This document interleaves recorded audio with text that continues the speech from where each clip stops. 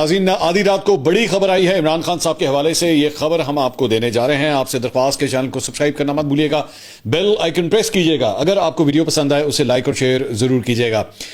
سب سے پہلی خبر جو میرے خیال میں ڈسکس کرنے سے تعلق رکھتی ہے وہ ہے جناب عمران خان صاحب کے حوالے سے. اور خبر یہ ہے کہ عمران خان صاحب کو ایک دفعہ پھر ہاسپٹل لے جایا گیا ہے. آدھی رات کو یہ خبر آئی ہے, تقریباً 12:30 پونے 1 بجے رات کو یہ خبر موصول ہوئی ہے کہ عمران خان صاحب کو پمز ہاسپٹل جو ہے وہ لے جایا گیا. دوسری مرتبہ دوبارہ عمران خان صاحب کو ہاسپٹل لے جایا گیا ہے اور پمز ہاسپٹل کی جانب سے اس مرتبہ باقاعدہ پریس ریلیز آئی ہے.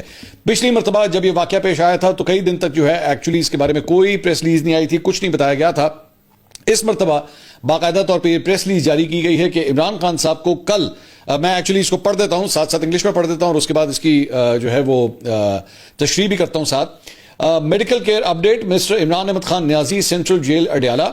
Mr. Imran Ahmed Khan Niazi, son of Ikramullah Khan Niazi, age 74 years, was brought to PIMS for following up eye treatment, that is second dose of anti-VEGF intravitreal injection on 24th February 2026. یعنی کہ عمران خان صاحب کو جو ہے وہ آج ہی کے دن جو ہے رات کے وقت 24, اب یہ لکھا ہوا ہے 24 فروری 2026, یعنی کہ آج ہی عمران خان صاحب کو جو ہے, میں تو ٹیکنیکلی یہی سمجھ رہا ہوں کہ 12 بجے کے بعد جو ہے وہ عمران خان صاحب کو ہاسپٹل لایا گیا ہے, کیونکہ اس پہ ڈیٹ جو ہے وہ 24 فروری یعنی کہ آج کی تاریخ لکھی گئی ہے. اور ان کو جناب آئی ٹریٹمنٹ کے لیے لایا گیا. Prior to the procedure, he was examined by a board of specialist consultant cardiologist who has performed echocardiography and ECG. Results normal. And consultant physician, Mr. Imran Khan, was found to be clinically stable. Imran Khan صاحب کی ای سی جی ہوئی ہے جناب, اور ان کی eco کارڈیوگرافی ہوئی ہے اور وہ نارمل آئی ہیں, اور اس میں بتایا گیا ہے کہ جناب کلینکلی جو ہے وہ بالکل سٹیبل تھے. اس کے بعد کہتے ہیں جی, after obtaining informed consent and under standard monitoring precautionary measures and protocols in the operation theatre, he was injected with second dose of intravitreal injection of anti-VEGF under guidance of microscopy by consultant of ophthalmologist and a consultant vitreoretinal surgeon of PIMS and Al Shifa Eye Hospital. The procedure was performed as a day case surgery. کہ جی عمران خان صاحب سے جو ہے وہ زبانی طور پہ پہلے اجازت دی گئی, انہوں نے بتایا گیا کہ جناب آپ کے ساتھ جو ہے ہم یہ پروسیجر کرنے جا رہے ہیں, اور اس کے بعد انہیں جو ہے وہ انجیکشن لگایا گیا. یہ وہی انجیکشن ہے جو پہلے ایک دفعہ انہیں لگ چکا ہے, اب یہ دوسرا انجیکشن لگا ہے, لیکن اس مرتبہ پمز ہاسپٹل کے ساتھ ساتھ بتایا گیا ہے کہ جناب الشفا آئی ہاسپٹل جو ہے اس کے کنسلٹنٹ بھی وہاں پہ اس موقع پہ موجود تھے. During the course of his stay, he remained vitally stable before, during and after the procedure and was discharged along with instructions for care, follow-up advice and the documents. کہ جی اس پروسیجر کے پہلے, دوران اور اس کے بعد جو ہے وہ سب کچھ بڑے اسموتھ طریقے سے ہوا ہے, اور اس کے بعد انہیں جو ہے ڈسچارج کر دیا گیا, اور انہیں احتیاطی تدابیر جو ہے وہ کیا اختیار کرنی ہے اس کے بارے میں جو ہے انہیں پوری انفارمیشن دی گئی ہے, اور ساتھ ہی ساتھ انہیں ڈاکومنٹس بھی جو ہیں وہ دیے گئے ہیں. اب یہ ڈاکومنٹس جو ہیں وہ کیا ہو سکتے ہیں, موسٹ پرابلی شاید ان کی جو ٹیسٹ رپورٹس ہوں گی شاید وہ عمران خان صاحب کو دی گئی ہیں. اب 2-4 چیزیں ہیں سارے معاملے کے اندر. پہلی بات تو یہ کہ اس سے پہلے جو ڈیٹ آئی تھی, جو شاید ڈاکٹر طارق فضل چودھری صاحب نے کسی شو کے اندر یہ بات کہی تھی کہ جی عمران خان صاحب کو 25 تاریخ کو جو ہے وہ ہاسپٹل لے جایا جائے گا. سو یہ بیسیکلی ایک دن پہلے ہی جو ہے وہ رات کے وقت غالباً ان کو جو ہے وہ ہاسپٹل لایا گیا ہے. اب میں نے اس وقت جب یہ بات آئی تھی کہ جی یہ عمران خان صاحب کے بارے میں کہہ رہے ہیں کہ جی 25 تاریخ کو انہیں ہاسپٹل لے جایا جائے گا, تو میں نے اس وقت یہ کہا تھا کہ آپ اگر اتنی فائنل ڈیٹ دے رہے ہیں تو کیا پتا پاکستان تحریک انصاف کے کارکن جو ہے وہ ہاسپٹل کے باہر ہی آ کے بیٹھ جائیں کہ جناب آج کے دن جو ہے عمران خان صاحب کو لے جایا جائے گا. تو وہ ایک دن پہلے ہی جو ہے عمران خان صاحب کو ہاسپٹل کا وزٹ کروا دیا گیا, اور رات کے وقت جو ہے انہیں کروایا گیا. ٹوٹلی اس کو جو ہے وہ خفیہ رکھا گیا, پہلے میڈیا کو جو ہے بالکل بھی انفارمیشن نہیں تھی. یہ باقاعدہ طور پہ میں آپ کو بتا رہا ہوں کہ 12:30 پونے 1 بجے کے آس پاس جا کے جو ہے وہ یہ پریس ریلیز جو ہے وہ جاری کی گئی ہے. اور موسٹ پرابلی جب وہ ان کا پورا ٹور ہو گیا ہے اور وہ جب ہاسپٹل سے ہوا ہیں تو اس کے بعد یہ باقاعدہ طور پہ جو ہے وہ پریس ریلیز جاری کی گئی. اب اس پریس ریلیز کے مطابق عمران خان صاحب کی فیملی کی طرف سے جو ہے وہ کوئی شخص وہاں پہ موجود نہیں تھا. اس کے بارے میں یہ پریس ریلیز بالکل خاموش ہے, یا پھر جو پاکستان تحریک انصاف کی جانب سے یا ان کی بہنوں کی جانب سے جو ڈیمانڈ کی جا رہی تھی کہ جی ان کی بہنوں میں سے یا ان کے رشتہ داروں میں سے ان کی فیملی میں سے کوئی وہاں پہ ہو, اس کے بارے میں بھی یہ پریس ریلیز جو ہے وہ بالکل خاموش ہے. ابھی ظاہری بات ہے ابھی دن جو ہے وہ شروع ہونے جا رہا ہے, اس کے اوپر پاکستان تحریک انصاف یا عمران خان صاحب کی بہنیں جو ہیں وہ ریاکشن کیا دیتی ہیں. میرے خیال میں آج کا دن ہمیں ویسے ہی پتہ لگ جائے گا, کیونکہ آج عمران خان صاحب سے ملاقات کا جو ہے وہ دن ہے. منگل کے دن جو ہے ان کی فیملی کی ملاقات ہوتی ہے, اور آلریڈی پاکستان تحریک انصاف جو ہے وہ 6 نام جو ہے وہ فہرست میں ڈال چکی ہے, جس میں سلمان اکرم راجہ نے یہ لسٹ دی ہے, اور اس میں بیرسٹر گوہر, سلمان اکرم راجہ, شفقت عوان, فیصل ملک, نعیم حیدر پنچوتا اور فتح اللہ برکی کے نام جو ہیں وہ شامل کیے گئے ہیں. ہو سکتا ہے آئی ڈونٹ نو، ہو سکتا ہے شاید بیرسٹر گوہر سے جو ہے یہ ملاقات کی پرمیشن جو ہے انہیں مل جائے. اور ساتھ ہی ساتھ عمران خان صاحب کی جو اپنی فیملی ہے اور بشرا بیوی کی جو فیملی ہے وہ بھی آج اڈیالہ جیل جو ہے وہاں پہ آئیں گے. اور آبویسلی پھر میرے خیال میں جب میڈیا ٹاک کریں گے اور تب تک یہ انفارمیشن جو میں بھی آپ کو دے رہا ہوں یہ ظاہری بات ہے ان تک بھی پہنچ چکی ہوگی. اس کے بعد ان کا ریئیکشن کیا ہوتا ہے اس کے اوپر پتہ لگے گا. اس کے علاوہ سہیل آفریدی صاحب نے جناب کل بڑی ایک دھواں دار قسم کی جو ہے وہ تقریر کی ہے سوشل میڈیا کے اوپر جو ہے وہ کافی اس وقت پاکستان تحریک انصاف کے لوگ جو ہیں وہ شیئر کر رہے ہیں، جس میں ایک دفعہ پھر انہوں نے فوج کو جو ہے وہ ٹارگٹ کیا ہے، ان کو نشانہ بنایا ہے. اپنے تقریر میں کہتے ہیں جی کچھ ٹاؤٹس جن کا میرے بھائی امجد نے ابھی ذکر کیا، وہ امجد صاحب کو پہلے ان سے تقریر کر رہے تھے، انہوں نے کہا یہ کچھ بھی نہیں ہے، ان پر آپ نے اپنا اسٹیمنا بالکل بھی ضائع نہیں کرنا، ہماری اصلی لڑائی ملٹری اسٹیبلشمنٹ سے ہے. سو ڈائریکٹلی انہوں نے نام لے کے جو ہے ایک دفعہ پھر فوج کو جو ہے وہ تنقید کا نشانہ بنایا ہے. انہوں نے جب یہ ساری باتیں کی تو وہاں پہ جو لوگ موجود تھے ان کی جانب سے جو ہے وہ کافی تالیاں وغیرہ بھی بجائی گئیں. انہوں نے کہا جی فوکس صرف اس پر رکھنا ہے، فوکس ایک پر رکھنا ہے، ہمارا مقابلہ اس سے ہے جس نے ہمارے لیڈر عمران احمد خان نیازی کو ناحق جیل میں رکھا ہوا ہے. میری لڑائی اس سے ہے جس نے 8 فروری 2024 کو میرے مینڈیٹ پر ڈاکہ ڈالا.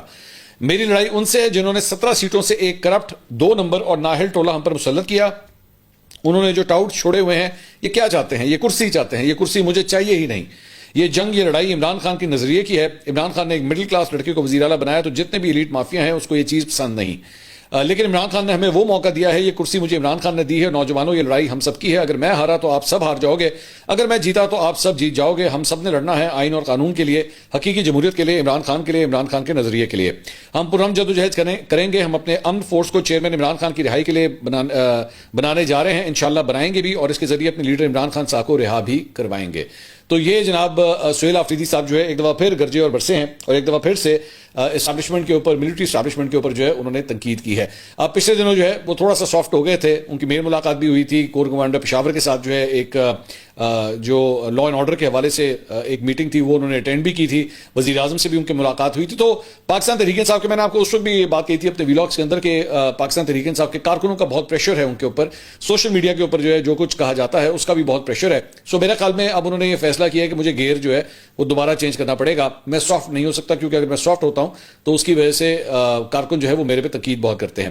اور پاکستان تحریک انصاف کے اندر یہ بیسیکلی ایک کلچر ڈیولپڈ ہے کہ سوشل میڈیا کے اوپر کوئی ان کا لونڈا لپاڑا کوئی یوٹیوبر جو ہے اگر کوئی 4 باتیں کر دے تو اس کی وجہ سے وہ ایک دم جو ہے بڑی جلدی پریشان ہو جاتے ہیں اور اس کے بعد ریاکشن جو ہے وہ دینا شروع کر دیتے ہیں.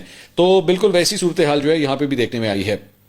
اس کے علاوہ بھارت کے حوالے سے ایک انٹرسٹنگ خبر جو ہے وہ سامنے آئی ہے اور وہ یہ ہے کہ بھارت کی ریاست جھارکھنڈ کے دارالحکومت رانچی کے قریب ایک نجی چارٹر طیارہ جناب حادثے کا شکار ہو کر تباہ ہو گیا ہے. ایک اور جہاز جو ہے وہ بھارت کے اندر گر گیا ہے. اس مرتبہ یہ چارٹر طیارہ تھا. ابتدائی اطلاعات کے مطابق طیارے میں عملے کے ارکان سمیت 7 افراد جو ہے وہ سوار تھے، جن میں سے ایک جو ہے وہ اس حادثے کے نتیجے میں ہلاک ہو گیا. طیارہ رانچی کے قریب ایک نواحی علاقے میں گرا جس کے فوراً بعد مقامی انتظامیہ اور امدادی ٹیمیں جائے وقوع پر پہنچ گئی. پولیس اور ریسکیو کام کی جانب سے علاقے کو گھیرے میں لے کر امدادی کارروائیوں کا آغاز کیا گیا تاکہ طیارے میں موجود مسافروں کی جان بچائی جا سکے. ذرائع کے مطابق طیارے نے پرواز بھری تھی کہ کچھ دیر بعد ان کا رابطہ جو ہے کنٹرول ٹاور سے منقطع ہو گیا اور وہ ہنگامی لینڈنگ کی کوشش کے دوران زمین پر آ گرا. عینی شاہدین کا کہنا ہے کہ انہوں نے طیارے کو گرتے ہوئے دیکھا جس کے بعد زوردار دھماکہ ہوا اور آگ لگ گئی. سول ایویشن حکام نے واقعے کی تحقیقات کو حکم دے دیا ہے تاکہ حادثے کی اصل وجوہات اور طیارے میں پیدا ہونے والی فنی خرابی کا پتہ جو ہے وہ بھی لگایا جا سکے. یہاں پہ جو ان کا ایویشن سیکٹر ہے بھارت کا، صرف کہانی جو ہے وہ یہاں پہ ختم نہیں ہوتی ہے. ایک اور ان کے لیے شرمندگی کا مقام ہے اور خلیج ٹائمز اور مختلف میڈیا آؤٹ لیٹ نے ایکچولی یہ رپورٹ کیا ہے کہ بھارتی فضائیہ کا ایک لڑاکا طیارہ جو ہم نے کل اپنے ایک ویلاگ میں ہم نے آپ کو بتایا تھا کہ وہ تیجس طیارہ جو ہے وہ تربیتی پرواز کے اوپر تھا جس میں وہ گر کر جو ہے وہ کریش ہو گیا اور تباہ ہو گیا. یہ تیسرا طیارہ ہے تیجس کا جو پچھلے تقریباً 1.5 سال کے اندر جو ہے وہ گرا ہے. تو اس کے بعد اب یہ خبر سامنے آئی ہے کہ اس کے بعد پورا جو تیجس کا ان کا جو ایک جہازوں کا جو فلیٹ ہے اسے جناب گراؤنڈ کرنے کا فیصلہ کر لیا گیا ہے. اور اس کی وجہ سے کیونکہ امبیرسمنٹ اتنی ہو رہی ہے، تیجس طیارے ان کے جو ہے وہ گرتے جا رہے ہیں، تو اب انہوں نے اسے گراؤنڈ کرنے کا فیصلہ کر لیا ہے. اور جو جہاز گرا ہے اس کی ابتدائی رپورٹ میں کہا گیا ہے کہ مشتبہ بریک فیل ہونے کے بعد جو ہے طیارے کے ایئر فریم کو بڑا نقصان پہنچا. جنگی طیارے نے حادثے سے قبل تربیتی پرواز میں حصہ لیا تھا. یہ اڈے کی طرف واپس آ رہا تھا، ہوائی اڈے کی طرف واپس آ رہا تھا جب اس کا سسٹم خراب ہو گیا جس سے پائلٹ کو باہر نکلنا پڑا. اس کے بعد 30 تقریباً جو جہاز ہیں بھارت نے انہیں گراؤنڈ کر دیا گیا ہے. کتنی بڑی امبیرسمنٹ ہے یہ کہ وہ تیجس طیارے جن کو یہ ایکچولی سمجھتے ہیں کہ جی ہمارا بڑا زبردست لڑاکا طیارہ ہے اسے انہوں نے اب گراؤنڈ کر دیا ہے. اور پورا کا پورا فلیٹ جو ہے اسے گراؤنڈ کر دیا گیا اور کہا گیا کہ جی پہلے اس کی چیکنگ ہوگی، اس کو چیک کریں گے، اس کے بعد جو ہے وہ اب یہ دوبارہ اس کو الاؤ کریں گے. یہ جو 3 جہاز ان کے گرے ہیں اس میں سے پہلا حادثہ جو ہے وہ مارچ 2024 میں جیسلمیر میں ہوا تھا، جبکہ دوسرا حادثہ نومبر 2025 میں دبئی ایئر شو کے دوران جو ہے ہوا تھا، جب ان کا سب کے سامنے جو ہے وہ جہاز نیچے گر گیا تھا. تو یہ انڈیا کے لیے جو ہے وہ ایک اور امبیرسنگ سچویشن جو ہے وہ سامنے آئی ہے. اس کے علاوہ کچھ دیگر خبریں بھی جو ہیں وہ شامل کرتے ہیں، اور خبر یہ ہے کہ جناب محمد مالک صاحب نے کل رات کو ایک اپنے پروگرام کے اندر جو ہے خبر دی ہے. انہوں نے کہا یہ اطلاعات ہیں کہ آصف علی زرداری اور بلاول بھٹو نے اپنی پارٹی قیادت کی بہت کلاس لی ہے، اور خاص طور پر وزیر اعلیٰ سندھ اور میئر کراچی کی جو ہے وہ انہوں نے کلاس لی ہے، اور ناراضگی کی وجہ یہ کہی ہے کہ میڈیا اور سوشل میڈیا پر کراچی کے حوالے سے جو تنقید کی جاتی ہے، اور خاص طور پر جب کراچی کا لاہور سے موازنہ کیا جاتا ہے تو اس پر کافی زیادہ اعتراض ہو رہے ہیں. اطلاعات کے مطابق میٹنگ میں یہ کامنٹس بھی آئے کہ آپ کے پاس کس چیز کی کمی ہے، پیسے کی ہے یا اختیار کی کمی ہے، رزلٹ کیوں نہیں مل رہے. انہوں نے کہا کہ جی میری اطلاعات کے مطابق زرداری صاحب نے دونوں لیڈران یعنی کہ وزیر اعلیٰ سندھ اور میئر کراچی کو 3 ماہ دیے ہیں کہ ہمیں واضح فرق نظر آنا چاہیے کہ گراؤنڈ پر کتنا فرق پڑتا ہے اور لوگوں کی شکایات کم ہونی چاہیے. انہوں نے کہا جی میٹنگ کے دوران زرداری صاحب نے یہ بھی کہا کہ اگر یہاں پر سڑکیں آہستہ بنتی ہیں تو محسن نقوی سے پوچھ لو کہ 60 سے 65 دن میں انڈر پاس کیسے بنتا ہے، ہائی وے کیسے بنتی ہے، اور مجھے یہاں پر اسلام آباد کی طرح سڑکیں چاہیے. اس کے علاوہ یہ بھی فیصلہ ہوا کہ 28ویں ترمیم میں نئے صوبے کی کوئی بات نہیں سنے گے. ساتھ ہی بات جو ہے وہ گورنر سندھ کے بارے میں بھی ہوئی کامران ٹیسوری کے حوالے سے، اور یہ بات بھی ہوئی کہ اگر حکومت کو 28ویں ترمیم پر ہماری کوئی سپورٹ چاہیے تو ہم فل سپورٹ کریں گے، لیکن اب گورنر جو ہے وہ تبدیل ہوگا. تو زرداری صاحب جو ہیں وہ گورنر سندھ جن کا تعلق ایم کیو ایم سے ہے ان سے کافی حد تک ناراض ہیں، اور وہ یہ چاہتے ہیں کہ گورنر جو ہے وہ ہر صورت تبدیل ہو. تو دیکھتے ہیں. کامران ٹیسوری صاحب جو ہیں وہ بائی دا وے 45 دن کی جو ہے وہ لانگ لیو کے اوپر چلے گئے ہیں آلریڈی، کیونکہ سندھ گورنمنٹ کی جانب سے کہا جا رہا ہے، مطلب مختلف تجزیہ کار یہ بات کہہ رہے ہیں کیونکہ وہ بہت ناراض تھے، تو اس وجہ سے فی الحال کول آف کرنے کے لیے جو ہے وہ 45 دن کی چھٹی کے اوپر جو ہے وہ چلے گئے ہیں. اس کے علاوہ جناب سیکورٹی فورسز نے ڈی آئی خان کے اندر جو ہے وہ ایک انٹیلیجنس بیسڈ آپریشن کیا ہے، اس میں 4 دہشت گرد مارے گئے ہیں. سیکورٹی فورسز نے ڈیرہ اسماعیل خان میں انٹیلیجنس بیسڈ آپریشن کیا جہاں پہ دہشت گردوں کی موجودگی کی اطلاع تھی. آپریشن کے دوران فورسز نے دہشت گردوں کے ٹھکانے کو مؤثر انداز میں نشانہ بنایا. شدید فائرنگ کے تبادلے کے بعد جو ہے وہ 4 دہشت گرد مارے گئے ہیں. اس کے علاوہ بلوچستان کے ضلع پنجگور کی سرحدی علاقے چیتگی دستک میں نامعلوم مسلح افراد کے حملے میں 6 افراد جاں بحق ہو گئے. حملہ آوروں نے فائرنگ کے بعد 2 گاڑیوں کو بھی جو ہے وہ آگ لگا دی. پولیس ذرائع کے مطابق واقعہ پنجگور شہر سے تقریباً 60 کلومیٹر دور پیش آیا، جہاں حملہ آوروں نے اچانک فائرنگ شروع کر دی اور فرار ہو گئے. جاں بحق افراد میں سے 2 افراد کی شناخت داؤد ولد اوز جان اور سلیم ولد حاجی فیض محمد کے نام سے ہوئی ہے، جو سرحدی گاؤں نکر کے رہائشی تھے. بقیہ 4 افراد کی شناخت کا عمل جاری ہے. جاں بحق افراد کی لاشیں قریبی اسپتال منتقل کر دی گئی ہیں، جہاں طبی عملے نے ان کی موت کی تصدیق کی ہے. اس کے علاوہ اسلام آباد کے جو رہائشی ہیں ان کے لیے یہ بڑی انٹرسٹنگ خبر ہے. وفاقی دارالحکومت اسلام آباد کو محفوظ بنانے کے لیے ایم ٹیگ جو گاڑیوں کے اوپر پہلے لگتا تھا، اب اس کا ایک سیکنڈ راؤنڈ جو ہے وہ شروع ہونے لگا ہے، اور اب جو ہے وہ موٹر سائیکلوں کے اوپر بھی جو ہے اب ایم ٹیگ جو ہے وہ لگیں گے، اور 28 فروری تک کی جو ہے وہ ڈیٹ دی گئی ہے کہ اپنی موٹر سائیکل کے اوپر جو ہے وہ آپ ایم ٹیگ لگائیں. D G excise Irfan Memon کے مطابق 1 مارچ سے اسلام آباد میں بغیر ایم ٹیگ موٹر سائیکل چلانے کی اجازت نہیں ہوگی، اور بغیر ایم ٹیگ موٹر سائیکلز کو تھانے منتقل کرنے کا سلسلہ جو ہے وہ شروع ہوگا. انہوں نے کہا کہ دوسرے مرحلے میں اب تک 2000 سے زائد موٹر سائیکلز کو ایم ٹیگ جاری کیے گئے ہیں. شہریوں کی سہولت کے لیے چھٹی کے روز بھی ایم ٹیگ سینٹرز جو ہیں وہ کھلے رہیں گے، اور موٹر سائیکلز مالکان کے لیے ایم ٹیگ سینٹرز پر اضافی عملہ جو ہے وہ تعینات کیا جائے گا. اس کے علاوہ ایک خبر جو ہے وہ اب ذرا کچھ کرکٹ کے میدان کے حوالے سے بات کرتے ہیں. پاکستان کا جناب آج ایک بڑا میچ ہونے جا رہا ہے، سپر 8 مرحلے کا ان کا پہلا میچ ہے انگلینڈ کے خلاف، اور پاکستان کے لیے اوبیسلی پہلا تو نہیں، آئی ایم سوری، یہ دوسرا میچ ہے، کیونکہ پہلا میچ جو ہے جو نیوزی لینڈ کے خلاف تھا وہ بارش کی نظر ہو گیا تھا، تو ٹیکنیکلی اسپیکنگ یہ دوسرا میچ ہے. اس میں سے پاکستان کو جو ہے وہ 1 پوائنٹ ملا تھا، اور پاکستان کے اس کے بعد انگلینڈ اور سری لنکا کے ساتھ میچز ہیں. اب یہ میچز پاکستان کے لیے جیتنا بہت ضروری ہے تاکہ وہ اگلے مرحلے کے لیے جو ہے وہ کوالیفائی کر سکے. اب اس سلسلے میں آج مطلب کل جو ہے وہ صاحبزادہ فرحان جو پاکستان ٹیم کے اوپنر ہیں انہوں نے جو ہے وہ پری میچ پریس کانفرنس کی تھی، اور اس کے اندر انہوں نے کہا کہ ٹاپ آرڈر کو اننگز کو لمبا لے کر چلنا ہے، اس پر ہم کام کر رہے ہیں. بولنگ ہماری اچھی ہو رہی ہے، سینچری بنانے سے اعتماد میں اضافہ ہوا ہے، سب کو ذمہ داری لینی چاہیے. یہ نہیں ہونا چاہیے کہ اگر اوپنر نے کچھ نہیں کیا تو نیچے بھی سکور نہ ہو. میری کوشش ہوتی ہے کہ اننگز کو میں لمبا لے کر چلوں. سو لیٹس سی پاکستان جو ہے all the best to the green shirts, وہ کیسا پرفارم کرتے ہیں.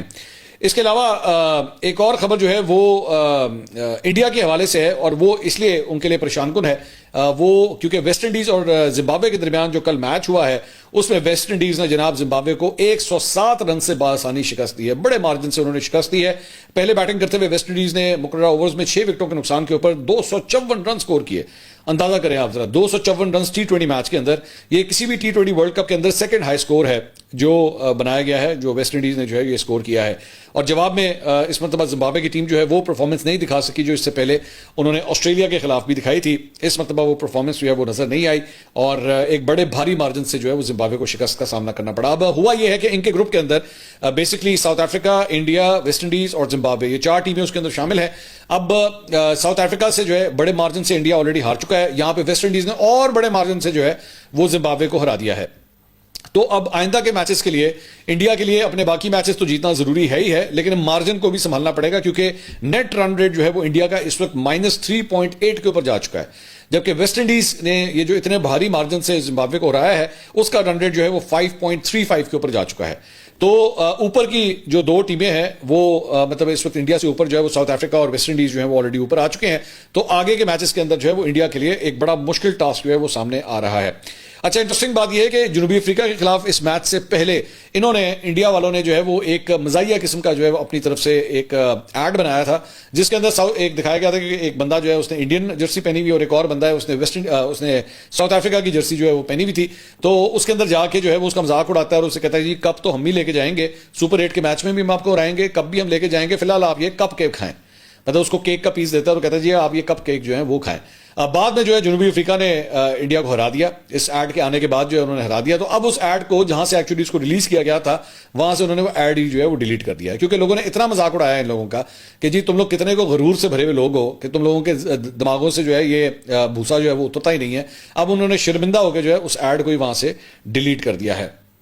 اس کے علاوہ ایک اور خبر یہ ہے, ہم نے آپ کو اپنے پچھلے کسی ویلاگ میں ہم نے آپ کو یہ خبر دی تھی کہ انگلینڈ اور ویلز کرکٹ کلب نے واضح کیا ہے کہ مارچ میں ان کی جو ایک لیگ کے حوالے سے نیلامی ہونی ہے, The 100, اس میں جو نیلامی ہونی ہے تو اس میں خبر یہ آئی تھی کہ جناب 4 ایسی ٹیمیں ہیں جن کا تعلق ایکچولی آئی پی ایل کے مالکان سے بنتا ہے. آئی پی ایل کے اندر ان کی وہاں پہ آئی پی ایل میں بھی ٹیم ہے اور یہاں پہ 4 ٹیمیں ایسی ہیں جن کے جو ہے وہ سیم مالکان ہیں.